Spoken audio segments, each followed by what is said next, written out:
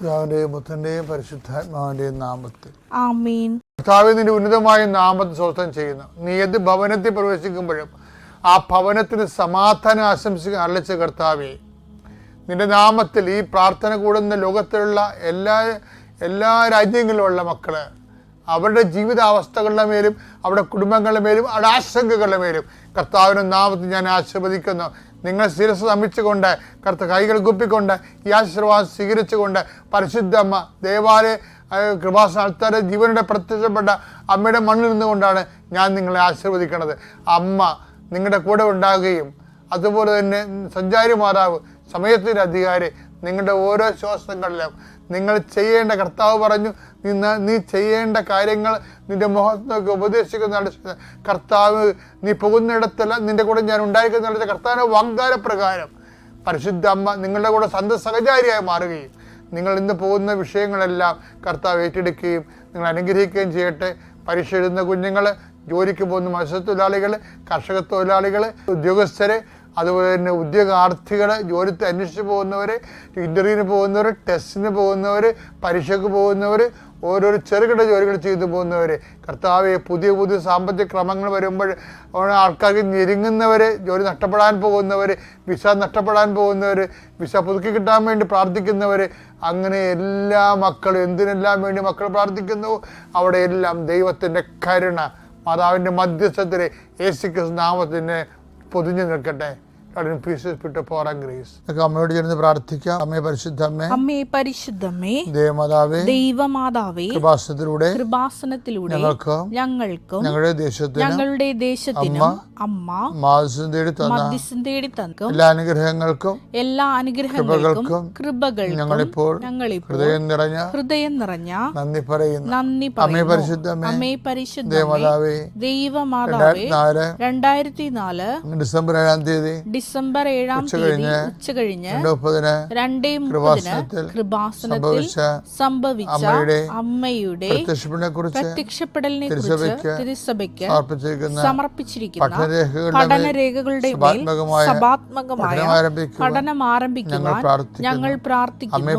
അമ്മേ പരിശുദ്ധമ്മേ, ഭൂസ്വർലോകങ്ങളുടെ രാജ്ഞിയായ അങ്ങേയ്ക്ക് ഭൗമ സംരക്ഷണത്തിനായി പ്രപഞ്ച പ്രകൃതിയെ തന്നെ തിരുസഭ പ്രതിഷ്ഠിക്കുവാൻ ഈ പ്രത്യക്ഷീകരണം വഴി ഇടയാക്കണമേ. പരിശുദ്ധമ്മേ, ജപമാല മാതാവേ, സകല കൃപാസനം പ്രാർത്ഥനകളോടും ചേർത്ത് ഞങ്ങളിപ്പോൾ പ്രാർത്ഥിക്കുന്ന ഈ കുടുംബത്തിന്റെ പ്രത്യേക നിയോഗം.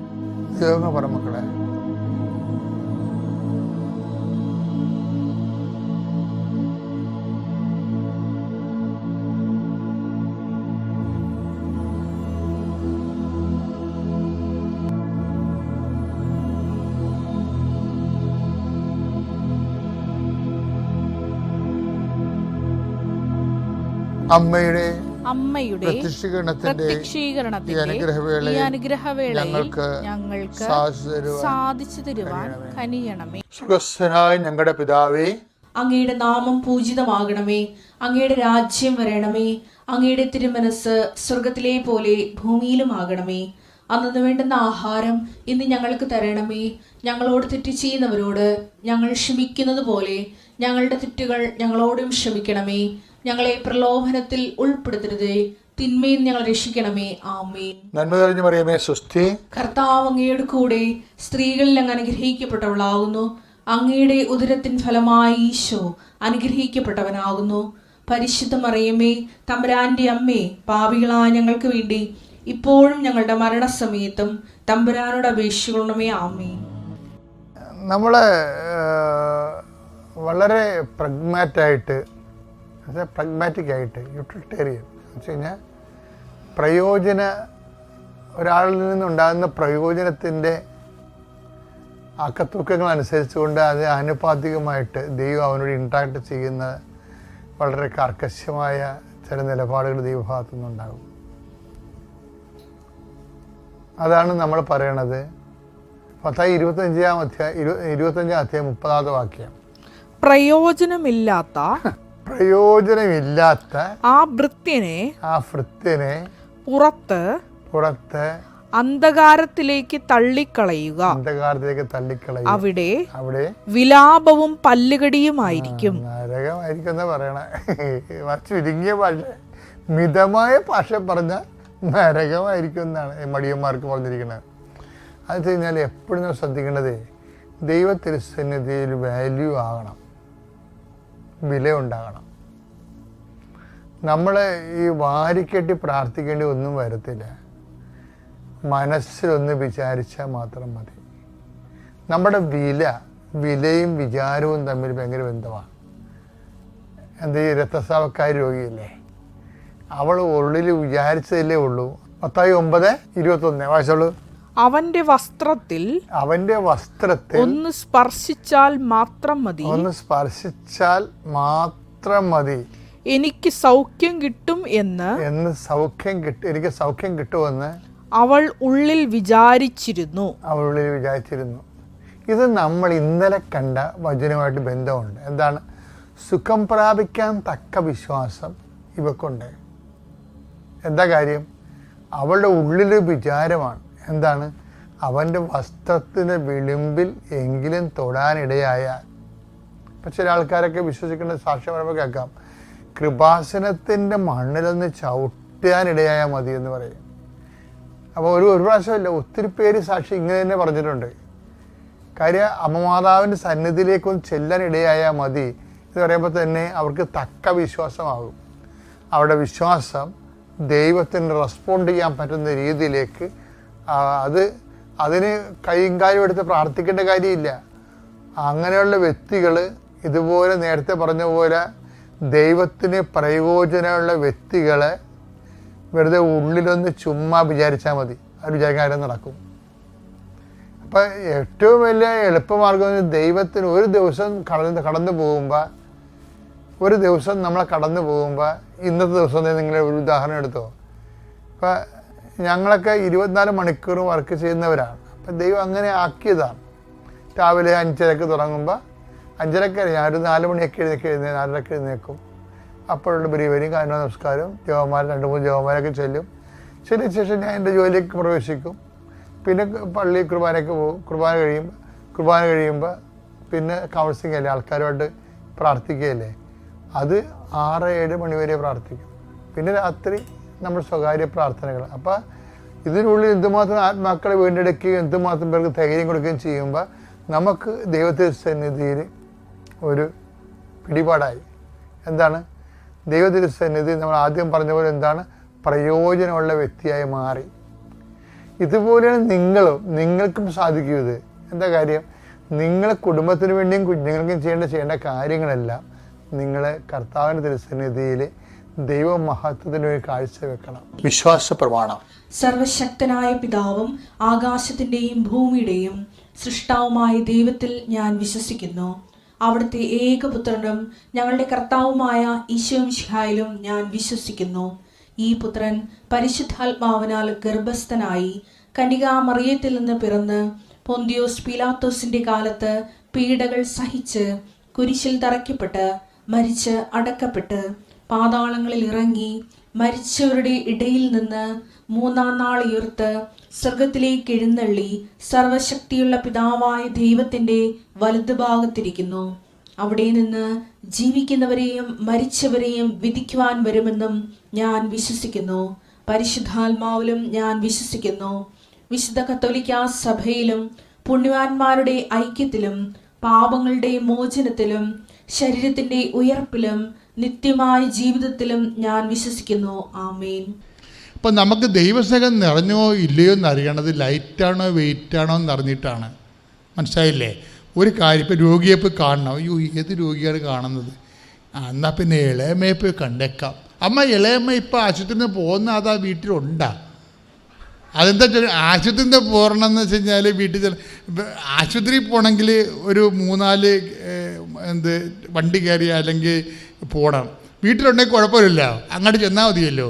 അപ്പം ഇതിനകത്ത് അതാണ് ചോദിക്കണം. അമ്മ, ഇപ്പോൾ ഇളയമ്മ ആശുപത്രിയിൽ നിന്ന് പോകുന്ന അതാ വീട്ടിലുണ്ടോ എന്ന് ചോദിക്കും. അതായത് ഇളയമ്മയെ കണ്ടുകൊണ്ട് ഉടമ്പടി ശരിയാകത്തില്ലേ? കർത്താവ് പറഞ്ഞിട്ടുണ്ട്, ബന്ധുക്കളൊക്കെ കണ്ടു കഴിഞ്ഞാൽ നിങ്ങളുടെ പ്രതിഫലം അപ്പം തന്നെ നിങ്ങൾക്ക് കിട്ടിയെന്ന്. ദൈവം തരത്തില്ല പ്രതിഫലം, അവർ വല്ലതും തരും, ചിരിച്ചു കാണിക്കും, അത്രേ ഉള്ളൂ. നിങ്ങൾ മുന്തിരിയും ഓറഞ്ചും കൊണ്ടില്ലുമ്പോഴേ നിങ്ങളൊന്ന് ഇളിച്ച് കാണിക്കും, അവർ ചിരിച്ച് കാണിക്കും, ചാപ്റ്റർ ക്ലോസ്. നിങ്ങളുടെ പ്രതിഫലം കിട്ടിക്കഴിഞ്ഞു എന്ന് തീർന്നു. അത് നിങ്ങളെ സ്നേഹിക്കുന്നവരെ മാത്രം നിങ്ങൾ സ്നേഹിച്ചാൽ പ്രതിഫലത്തിനെന്താണ് അവകാശം. കർത്താവിൻ്റെ പ്രതിഫലം കിട്ടത്തില്ലെന്നാണ് പറയണത്, മനസ്സിലായില്ലേ? അതായത് നിങ്ങൾക്ക് ബന്ധവും സ്വന്തവും അല്ല, നിങ്ങൾക്ക് യാതൊരു ഉത്തരവാദിത്വം ഇല്ലാത്ത ആൾക്കാരാ ദൈവത്തിൻ്റെ പേരിൽ ദൈവമാണെന്ന് കണ്ട് ഞാൻ രോഗിയായിരുന്നു, നിങ്ങൾ എന്നെ സന്ദർശിച്ചു, ഓരോ വിഷയം. അല്ല, ആരും ഇങ്ങനെ ഈ എളുപ്പ വഴി ക്രിയ ചെയ്യാൻ പോകണ്ട, ഒരു വഴിയും നടക്കത്തില്ല. ആ ഇട്ട അരിയുടെ വെള്ളം വാങ്ങി വെച്ചാൽ മതി. നിങ്ങൾ എളുപ്പ വഴി, അതായത് അത് നിങ്ങൾക്ക് വെയിറ്റായിട്ട് തോന്നണില്ലേ, ആ വചനം എടുത്തോളൂ. മത്തായി 5:46. മത്തായി 5:46 എന്താ പറയണേ കേട്ടോ? നിങ്ങളെ സ്നേഹിക്കുന്നവരെ നിങ്ങൾ സ്നേഹിച്ചാൽ നിങ്ങൾക്ക് എന്ത് പ്രതിഫലമാണ് ലഭിക്കുക? ഒന്ന് പറഞ്ഞ, നിങ്ങളെ സ്നേഹിക്കുന്നവരെ മാത്രം നിങ്ങൾ സ്നേഹിച്ചാൽ എന്ത് പ്രതിഫലമാണ് നിങ്ങൾക്ക് കിട്ടുക? അപ്പൊ നിങ്ങളെ സ്നേഹിക്കുന്ന ബന്ധുക്കളെ, സ്വന്തപ്പെട്ട ഒരു സഹോദരങ്ങളെ, സുഹൃത്തുക്കളെ മാത്രം സ്നേഹിച്ചാൽ ഉടമ്പടി വർക്ക് ചെയ്യത്തില്ല. അല്ലെങ്കിൽ കിട്ടുമെങ്കിൽ അവരോട് വാങ്ങിച്ചോളാൻ പറയും. നിങ്ങളുടെ ഉദ്ദേശം അത് തന്നെയാണല്ലോ, നിങ്ങളുടെ ഉദ്ദേശം അത് തന്നെയാണല്ലോ. നിങ്ങളെ കൊടുക്കുന്ന ആൾക്കാരെ കൊണ്ട് നാളെ നിങ്ങൾക്ക് എന്തെങ്കിലും ഒരു ഉപകാരം ഉണ്ടാകുമെന്ന് വിചാരിച്ച്, അതുകൊണ്ട് അവരെയാണ് നിങ്ങൾ സ്നേഹിക്കണമെങ്കിൽ ആ പ്രതിഫലം അവരോട് മേടിച്ചോളാൻ പറയും. ദൈവമായിട്ട് അതിന് ബന്ധമില്ല. ബന്ധം വേണമെന്നുണ്ടെങ്കിൽ എന്നെ കാണണം. ഒരു പരിചയമില്ലാത്ത ആൾക്കാരിൽ പോലും അവസരത്തിൽ നിങ്ങളുടെ സഹായം ആവശ്യമുള്ളവരിൽ എന്നെ കാണണം, ഞാനാണെന്ന് കരുതണം. അത് മനുഷ്യന്മാർ നിങ്ങളുടെ ആവശ്യമുള്ളവരെ നിങ്ങൾക്ക് എന്നാണ് ഈശോ ആണെന്ന് കരുതാൻ കഴിയണത്, അപ്പോൾ നിങ്ങളുടെ ഉടമ്പടി ആക്ടിവേറ്റ് ആകും, ഉടമ്പടി നടപടിയിലാവും. ശ്രദ്ധിക്കട്ടെ. ഹല്ലേലൂയ, ഹല്ലേലൂയ, ഹല്ലേലൂയ,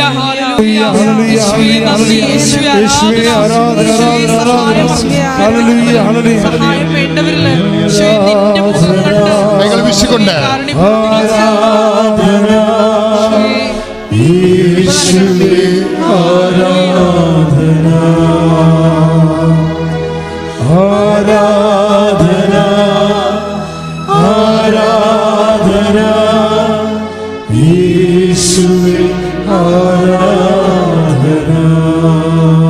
പരിശുദ്ധ പരമദിവ്യകാരുണ്യത്തിന് ആരാധനയും സ്തുതിയും പുകഴ്ചയും ഉണ്ടായിരിക്കട്ടെ. പരിശുദ്ധ പരമദിവ്യകാരുണ്യത്തിന് ആരാധനയും സ്തുതിയും പുകഴ്ചയും ഉണ്ടായിരിക്കട്ടെ. അച്ഛന് ഇടയ്ക്ക് എപ്പോഴും പറയാനുള്ള സംഭവമാണ്. എന്താണ്? ഉടമ്പടി ഹെവി ഡ്യൂട്ടി ചെയ്യണ സബ്ജക്റ്റാണെന്ന് പറയും. പ്രാർത്ഥന പദ്ധതിയാണ് ഹെവി ഡ്യൂട്ടി എന്ന് വെച്ചാൽ വലിയ കാര്യങ്ങൾ ചെയ്യും. അപ്പം അത് അമ്മ പറഞ്ഞ എന്താണ്? അതാണ് അമ്മ പറഞ്ഞത്. ലുക്ക 1:49 എന്താ പറഞ്ഞത്? ശക്തനായവൻ എനിക്ക് പറഞ്ഞേ, ശക്തനായവൻ എനിക്ക് വലിയ കാര്യങ്ങൾ ചെയ്തിരിക്കുന്നു. അതുകൊണ്ടാണ് ഉടമ്പടി വലിയ കാര്യങ്ങൾ ചെയ്യുന്ന പ്രാർത്ഥനയാണ്. പക്ഷെ ചെയ്യണത് ആരായിരിക്കും? നമ്മളായിരിക്കത്തില്ല. 14:10 യോഹന്നാൻ്റെ സുവിശേഷം. എൻ്റെ പിതാവ് നിങ്ങൾ വസിച്ചുകൊണ്ട് അവൻ്റെ ജോലി പൂർത്തിയാക്കുകയാണ്. അതായത് നിങ്ങളൊന്ന് ചിന്തിച്ച് നോക്കിയേ, ഈശോ അവസാനം പറഞ്ഞ വാക്ക് എന്താണ്? ഈശോ അവസാനം പറഞ്ഞ വാക്ക് എന്താണ്? ഇറ്റ് ഈസ് അക്കംപ്ലിഷ്ഡ് എന്നാണ് പറഞ്ഞത്, അല്ലേ? യോഹന്നാൻ്റെ സുവിശേഷത്തിലില്ലേ 12:19-32 വായിച്ച മോളെ. യോഹന്നാൻ 19:32 ഇറ്റ് ഈസ് അക്കംപ്ലിഷ്ഡ്, എല്ലാം പൂർത്തിയായി, അല്ലേ? അങ്ങനെയല്ലേ ഈശോ പറഞ്ഞത്? യോഹന്നാൻ 10:19-30 യേശു വിനാഗിരി സ്വീകരിച്ചിട്ട് പറഞ്ഞു, എല്ലാം പൂർത്തിയായിരിക്കുന്നു. അവൻ തല ചായ്ച്ച് ആത്മാവിനെ സമർപ്പിച്ചു. കുറെ വാക്ക് അതിൻ്റെ അകത്തുണ്ട്. ഇതൊക്കെയാണുള്ളത്. യേശു വിനാഗിരി സ്വീകരിച്ചിട്ട് പറഞ്ഞു, എല്ലാം പൂർത്തിയായി, എല്ലാം പൂർത്തിയായി.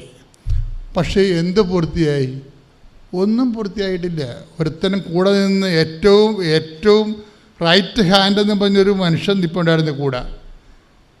നിൻ്റെ കൂടെ കാരാഗ്രഹത്തിൽ വരാം, ആനകൂനം എന്നൊക്കെ പറഞ്ഞ് ഭയങ്കര ഡയലോഗൊക്കെ പറഞ്ഞ ആൾ 4 കാലേ വീണ് ഓടിയിട്ട് ചില ആൾക്കാർ ഓട്ടോറിക്ഷ പിടിച്ചാൽ പോയിരിക്കണം. ഇപ്പം കണ്ടിട്ടില്ല ഒരെണ്ണത്തിനെ.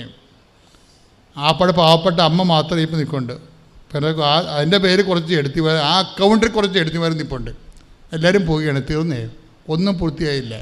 ഈ അണ്ണന്മാരെ കൊണ്ടാണ് സഭ സ്ഥാപിക്കാൻ പോണത്? വല്ലതും നടക്കുക? ഒന്നും നടക്കത്തില്ലേ? നമ്മുടെ ജീവിതത്തെ നോക്കുമ്പോൾ ഒന്നും നടക്കത്തില്ലെന്ന് ഉറപ്പാവും. പക്ഷേ ഈശോ പറയും എല്ലാം നടക്കുമെന്ന്, എല്ലാം പൂർത്തിയാകുമെന്ന് വെച്ച് കഴിഞ്ഞാൽ അതായത് ഈശോയുടെ ആ കോൺഷ്യസ് എങ്ങനെ വർക്ക് ചെയ്യണമെന്നറിയാമോ? ഈശോ പണ്ട് ഇത് പറഞ്ഞിട്ടുണ്ട്. ഈശോക്ക് വല്ലാത്ത വിശ്വാസമാണ് അപ്പായിൽ. അപ്പ എന്താ? അപ്പ പൂർത്തിയാക്കുമെന്നുള്ള പ്രീസപ്പോസിഷനിലാണ് ഈശോ എല്ലാം പൂർത്തിയായെന്ന് വിശ്വസിക്കണത്. പ്രത്യാശയാണ് ഈശോ വിശ്വാസമായിട്ട് പ്രകടിപ്പിക്കുന്നത്. അപ്പം ഇതെല്ലാം കാര്യം ഇപ്പോഴത്തെ സിറ്റുവേഷനിൽ ഒരുത്തൻ ആത്മഹത്യ ചെയ്ത് തൂങ്ങിച്ചത്തല്ലേ, ഒരുത്തൻ തടി തപ്പിയെന്ന് പറയാം. അവിടുന്ന് എല്ലാ അണ്ണന്മാരുമൊക്കെ ബർക്കോസൊക്കെ തുണിയൊക്കെ ഉരിഞ്ഞാൽ ഓടിക്കളാന്നിരിക്കണേ. ഒരു പൊരുപിടിയും കിട്ടിയില്ല. ഈ രാജ്യത്ത് പോലും കാണത്തില്ല ആ മനുഷ്യനെ. യവനെ തിരിച്ചു വിളിച്ച് കർത്താവ് സുവിശേഷം എഴുതിക്കും ആദ്യത്തെ. മനസ്സിലായില്ലേ? നിങ്ങളത് മനസ്സിലാക്കണം. ഒരു ട്രാജഡി കണ്ടുവന്ന് എല്ലാം തീർന്നെന്ന് പറയത്തില്ല. എല്ലാം എന്ത് ട്രാജഡിയിലാണ് നിൽക്കണമെങ്കിലും ഇപ്പം നിങ്ങളുടെ വീട് ജപ്റ്റ് ചെയ്ത് പോയെന്ന് തന്നെ വിചാരിച്ചോ, പക്ഷെ നിങ്ങൾ പറയണം ഞാൻ പുതിയ വീട്ടിൽ താമസിക്കും. എന്താ കാര്യം? എൻ്റെ പിതാവ് എനിക്കത് ക്രമീകരിച്ച് തരും. കാര്യം ഇത് എപ്പോഴും ട്രാജഡി വന്ന മാക്സിമം ട്രാജഡിയിലാണ് ഈശോ പറയണത്. എന്താണ്? 19:30 എല്ലാം പൂർത്തിയായി. എല്ലാം പൂർത്തിയായെന്ന് പറയണത് എല്ലാം പൂർത്തിയാക്കുന്നവനിലുള്ള ആഴമായ വിശ്വാസത്തിലാണ്. എന്നിട്ട് അവൻ പറഞ്ഞാണ്, അവനെന്ത് ചെയ്ത്? അത് പറഞ്ഞിട്ട് അവൻ തല ചായ്ച്ചു, തൻ്റെ ആത്മാവിനെ സമർപ്പിച്ചു. സമർപ്പിക്കണ ആരിലാണ് സമർപ്പിക്കണത്? ദൈവത്തിലാണ് സമർപ്പിക്കണത്. ടോട്ടലായിട്ട് എല്ലാം കൊളാപ്സായി. എല്ലാം കൊളാപ്സാകുമ്പോഴും അവസാനത്തെ അൾട്ടിമേറ്റ് ഓപ്ഷൻ പോലെ പിതാവിൻ്റെ തൃക്കരങ്ങളിലേക്ക് എല്ലാം അലങ്കോലപ്പെട്ട് എല്ലാം ഛിന്ന ഭിന്നമായി നമ്മുടെ കയ്യിൽ നിന്ന് വിട്ടുപോകുമ്പോഴും അവസാനം ഈശോ എല്ലാം കൂടി സ്വരുക്കൂട്ടിക്കൊണ്ട് പിതാവിൻ്റെ തിരുസ്ഥനിൽ സമർപ്പിക്കും. ആ വാക്കുകളെല്ലാം ഭയങ്കര ഇടിവെട്ട് വാക്കുകളാണ്. എന്ന് വെച്ച് കഴിഞ്ഞാൽ അതൊരു ഒരു ഭൂമിയിൽ ഒരു മനുഷ്യാവതാരത്തിന് ചെയ്യാവുന്ന മാക്സിമം വിശ്വാസമാണ് എന്ന് ഈശോ പണ്ട് പറയുമായിരുന്നേ. നിങ്ങൾ ഈ കുർബാനയെക്കുറിച്ച് സ്ഥാപിച്ചപ്പോൾ ഈശോ പറയാറുണ്ട് 6:32 വായിച്ചേ. ശ്രുതികട്ടെ ശ്രുതികട്ടെ ശ്രുതികട്ടെ ശ്രുതികട്ടെ ഹല്ലേലൂയ. യോഹന്നാൻ 6:32. യേശു പറഞ്ഞു, ഞാൻ നിങ്ങളോട് പറയുന്നു, മോശയല്ല നിങ്ങൾക്ക് സ്വർഗത്തിൽ നിന്ന് അപ്പം തന്നത്, എൻ്റെ പിതാവാണ് സ്വർഗത്തിൽ നിന്ന് നിങ്ങൾക്ക് യഥാർത്ഥമായ അപ്പം തരുന്നത്. അതായത് നടന്ന ഒരു കാര്യമാണ്. അതിനെ അതായത് അതിൻ്റെ പോസ്റ്റ് റിപ്പോർട്ടിങ് നടക്കുമ്പോൾ പിതാവായ ദൈവമാണ് മന്ന അപ്പം കൊടുത്തത്. പണ്ട് സ്വർഗത്തിന് ആകാശത്ത് നിന്ന് അപ്പം കൊടുത്തത്. എന്നിട്ട് അത് മോശ തന്നതാണെന്നാണ് അവർ കരുതിയിരുന്നത്. എന്നിട്ട് ഈശോ പറയും, എൻ്റെ പിതാവാണ് നിങ്ങൾക്ക് അപ്പം തന്നത് എന്ന് പറഞ്ഞിട്ട് പിന്നീട് ട്വിസ്റ്റ് ചെയ്തിട്ട് പറയും, എൻ്റെ പിതാവാണ് യഥാർത്ഥത്തിലുള്ള അപ്പം തരുന്നതെന്ന് പറയും.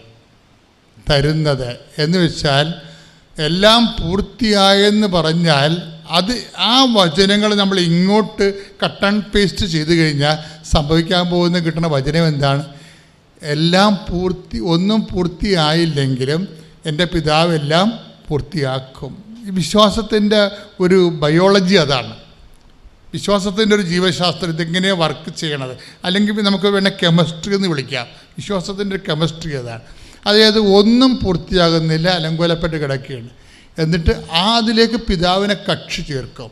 കക്ഷി ചേർത്തിട്ട് ഉടമ്പടിയുടെ ഏറ്റവും വലിയ സംഭവം എന്ന് പറയുന്നത് നിൻ്റെ ജീവിത അവസ്ഥകൾ, നിന്നെ ബലഹീനമാക്കുന്ന ജീവിത അവസ്ഥകളിലേക്ക് പിതാവിനെയും പുത്രനെയും പരിശുദ്ധാത്മാവിനെയും കക്ഷി ചേർത്തുകൊണ്ട് നീ ശക്തനാവിനെ കൊണ്ട് വലിയ കാര്യം ചെയ്യിക്കുന്നതാണ് മേജർ. ഇപ്പം സിസ്റ്റർ ഡെയ്സി ജോസഫിൻ്റെ സാക്ഷ്യം ആ വഴിക്ക് പോണതാണ്. ആളിനെ ഞാൻ ഇവിടെ കൊണ്ടുപോകുന്ന ഈ ആൾത്താരയിൽ ഇവിടെ പലരും കണ്ടിട്ടുണ്ടായിരിക്കാം. ആൾ അവിടെ ഇരുന്നിട്ട് ആക്കി നിന്നിക്കാൻ വയ്യാതെ ആൾ നിരങ്ങി ഇവിടെ വന്ന് ആൾ 3 ഇറങ്ങിപ്പോകുന്നത്. ഇവിടെ നാക്ക് ബസ്സേ കയറാനാണെങ്കിൽ ബാക്കിൽ നിന്ന് ഒരാൾ തെള്ളിയെങ്കിൽ മാത്രമേ ആൾ ബസ്സേ കയറത്തുള്ളായിരുന്നു. എങ്കിലും ഞാൻ ഇവിടെ കൊണ്ടുവരുമായിരുന്നു ഓരോ പ്രാവശ്യം. അങ്ങനെ ഓരോ പ്രാവശ്യം കൊണ്ടുവന്ന് ആളിപ്പോൾ തന്നെ ബസ്സേ കയറി വരാനുള്ള രീതി വരെ ആൾ അത്രയ്ക്ക് ആരോഗ്യം മെച്ചപ്പെട്ടു. അങ്ങനെ ഞങ്ങൾ ലേക്ഷർ ഹോസ്പിറ്റലിലേക്ക് ഡോക്ടർ ജോർജിക്കനാൻ്റെ പേഷ്യൻ്റാണ് ആളിപ്പോൾ. ഡോക്ടർ ഞങ്ങളോട് പറഞ്ഞു എത്രയും പെട്ടെന്ന് നമുക്ക് ട്രാൻസ്പ്ലാന്റ് ചെയ്യണമെന്ന് പറഞ്ഞു.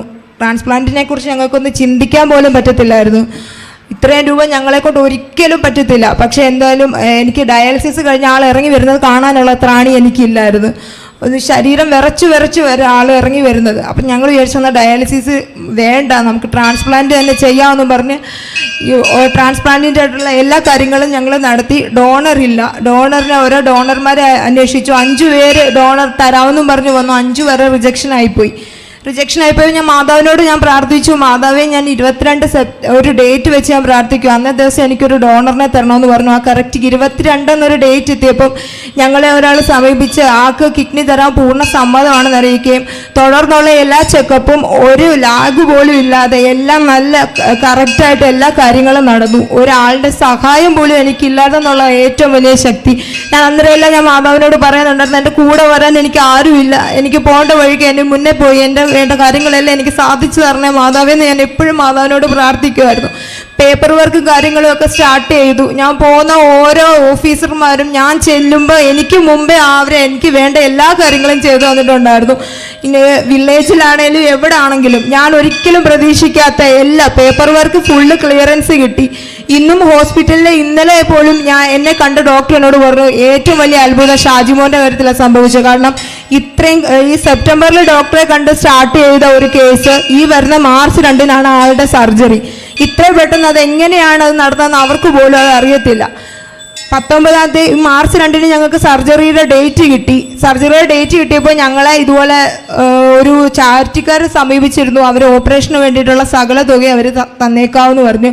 ലാസ്റ്റ് നിമിഷം സർജറിയുടെ ഡേറ്റ് കിട്ടിക്കഴിഞ്ഞതിന് ശേഷം അവർ ഞങ്ങളെ പൂർണ്ണമായിട്ട് ഉപേക്ഷിക്കുകയാണ് ചെയ്തത്.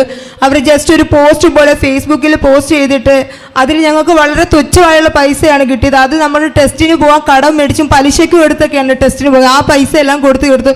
പിന്നെ ഞങ്ങൾക്ക് പോകാനായിട്ടൊരു മാർഗ്ഗമില്ല. അങ്ങനെ പഞ്ചായത്തിൽ നിന്ന് നമുക്ക് കുറച്ച് ഫണ്ടുകളൊക്കെ തരാമെന്ന് പറഞ്ഞു. അവരുടെ ഒരു ധൈര്യത്തിലാണ് ഞങ്ങൾ 19-ാം തീയതി ഞങ്ങളുടെ വീട് വിട്ടിറങ്ങിയത്. ഞാൻ എൻ്റെ ചേട്ടൻ്റെ കൈ പിടിച്ച് എൻ്റെ വീട്ടിൽ നിന്ന് ഇറങ്ങിയപ്പം എൻ്റെ ബന്ധുക്കാരും എന്നെ അറിയാവുന്നവരൊക്കെ ചോദിച്ചു, ഇവൾ ഈ കൊച്ചനെയും കൊണ്ട് എന്തർത്ഥത്തിലാണ് ഈ പോകുന്നതെന്ന്. 30 ലക്ഷം രൂപ ചെലവ് വരുന്ന സർജറിക്ക് ഒരു മുനിസിപ്പാലിറ്റിയിൽ നിന്നെ വിളിച്ചിട്ട് പറഞ്ഞു, നമ്മൾ വിചാരിച്ച പോലെ കളക്ഷൻ നമുക്ക് കിട്ടിയില്ല, ഒരുപാട് പൈസയുടെ ഷോർട്ടേജ് വന്നിട്ടുണ്ട്, അത് നിങ്ങൾ കണ്ടെത്തണമെന്ന് പറഞ്ഞു. ഈ ഇച്ചിരിയില്ലാത്ത 2 കുഞ്ഞുങ്ങളെയും കൊണ്ട് ഞാൻ എവിടെ പോയി അത്രയും പൈസ ഒപ്പിക്കുമോ? ഞാൻ അന്ന് മുതൽ മുട്ടുകുത്തി നിന്ന് എൻ്റെ മാതാവിനെ ഒരുപാട് വിളിച്ച് അപേക്ഷിച്ചു. എനിക്ക് കൊട്ടാൻ പറ്റുന്ന എല്ലാ വഴികളിലും ഞാൻ പോയി. എനിക്ക് നേടിയെടുക്കാൻ പറ്റുന്ന എല്ലായിടത്തും ഞാൻ പോയി. എന്നെക്കൊണ്ട് കഴിയാൻ പറ്റുന്ന എല്ലാം ഞാൻ ചെയ്തു. ഇന്നലെ വൈകിട്ട് ഒരു 7 മണി 8 മണി ആയപ്പോഴേക്കും ഞാൻ എൻ്റെ പ്രതീക്ഷകളെല്ലാം കൈവിട്ടു. സർജറി ക്യാൻസൽ ആവും, പൈസ ഇല്ലാതെ സർജറി നടക്കത്തില്ല, സർജറി ക്യാൻസൽ ആവും എന്നുള്ള എല്ലാ രീതിയിലും ഞങ്ങൾ ഇരിക്കുന്ന സമയത്ത് ഇന്ന് രാവിലെ 7 മണിയായപ്പോൾ എനിക്കൊരു കോള് വന്നു.